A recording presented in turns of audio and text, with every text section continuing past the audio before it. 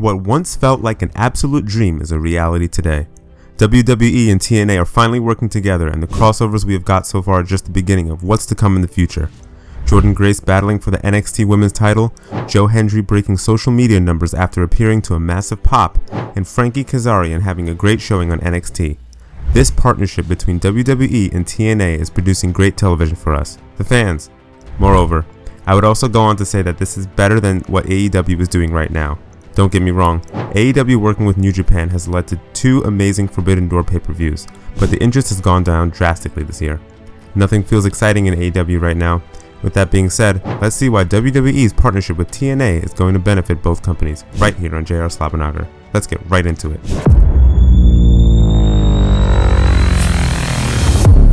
Triple H becoming the head of creative in 2022 was quite possibly the greatest decision WWE has made in the past 10 years. It was clear that Triple H knew the direction WWE needed to take in order to thrive in the future. Vince McMahon during the last years as the head of creative wasn't producing quality television. While WWE was doing well financially, the creative was extremely poor. Interest was down and Vince didn't care at all. However, it should be noted that AEW's presence was disturbing Vince. AEW's relationship with New Japan and other promotions was a breath of fresh air for the North American wrestling scene. We were getting to see new and talented performers for the first time, and Tony Khan deserves all the props for that. Seeing AEW work in other promotions even got Vince to do something different in 2022. Mickie James was announced as one of the entrants in the Women's Royal Rumble match. Mickie was not only a TNA superstar at the time, but she was also the TNA Knockouts World Champion. WWE presented Mickie as a TNA star when she appeared during the Women's Royal Rumble match. This came as a shock to many pro wrestling fans, as Vince literally hated working with other promotions on this scale. Paul Levesque, on the other hand, was open to working with other promotions. He gave us a little glimpse of that when he brought over Japanese pro wrestler Jushin Thunder Liger to face Tyler Breeze at NXT TakeOver Brooklyn in 2015. Triple H was also the man behind 2016's Cruiserweight Classic, and that featured pro wrestlers from all over the world, including performers like Zack Sabre Jr. and Kota Ibushi.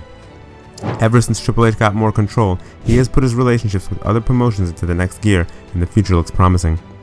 So you must be wondering, how is this partnership going to benefit both WWE and TNA? Well, for starters, TNA has a lot to gain here. Ever since AEW came into existence, the interest in TNA went down a lot as many high-profile performers either joined Tony Khan's promotion or they signed with WWE.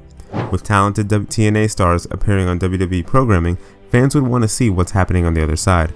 TNA can expect some sort of spike in the viewership, and with NXT stars appearing on Impact in the future, the interest in TNA is going to skyrocket again. For WWE, stars appearing from TNA more consistently is a breath of fresh air. As WWE's creative is so hot right now, this collaboration would continue to add to the already momentum the company has right now.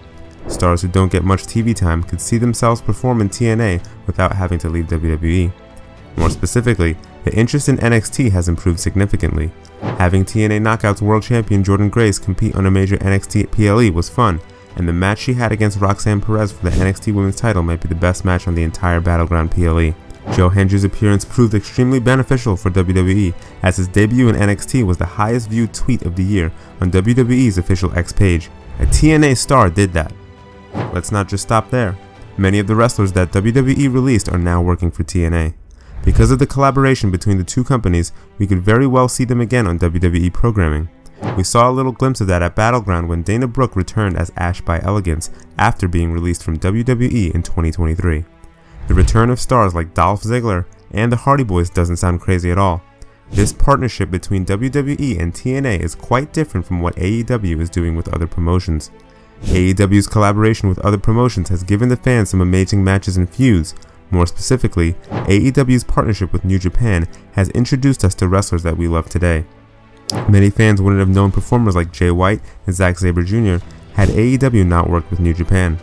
AEW and New Japan took their partnership to a whole new level when they co-produced the first ever Forbidden Door pay-per-view in 2022. This show was loaded from top to bottom, but perhaps the second Forbidden Door pay-per-view might have topped the first one. The storylines leading up to the event were great, and New Japan stars only elevated the whole show. Oh, and let's not forget the all-time great rematch we got between Will Ospreay and Kenny Omega. That might be a top 3 AEW match ever. But these Forbidden Door shows have run out of steam, as this year's event just feels like any other AEW show. A large part of it has to do with AEW signing major New Japan talent like Okada and Will Ospreay. On top of that, the main event of the show is Swerve Strickland defending his AEW World Championship against Will Ospreay. Two AEW stars in the main event of a show that is supposed to feature AEW stars going up against performers of other promotions. It doesn't make a whole lot of sense. But apart from the pay-per-views, AEW never truly did anything significant with the performers who showed up from other promotions. They were just there to have great matches.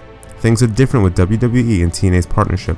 Not only stars from both companies are going to be in feuds, but existing feuds are going to be furthered as well. That's the best thing about both Triple H and Shawn Michaels. They book stuff with reasoning and logic. There's always a purpose behind the things they do. Apart from TNA, WWE is also trying to strengthen its ties with Pro Wrestling Noah and Marigold.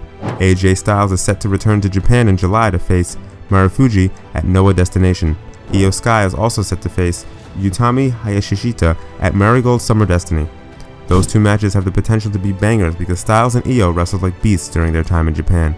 All in all, this is a great time to be a wrestling fan because in the end, we are the ones who will be getting to see the classic interpromotional matches and feuds.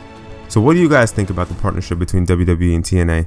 What are some interpromotional matches that you would like to see? Let us know in the comments below, and you might also want to check out our other awesome videos on the channel. Make sure to subscribe to JR Slabbernaka for more.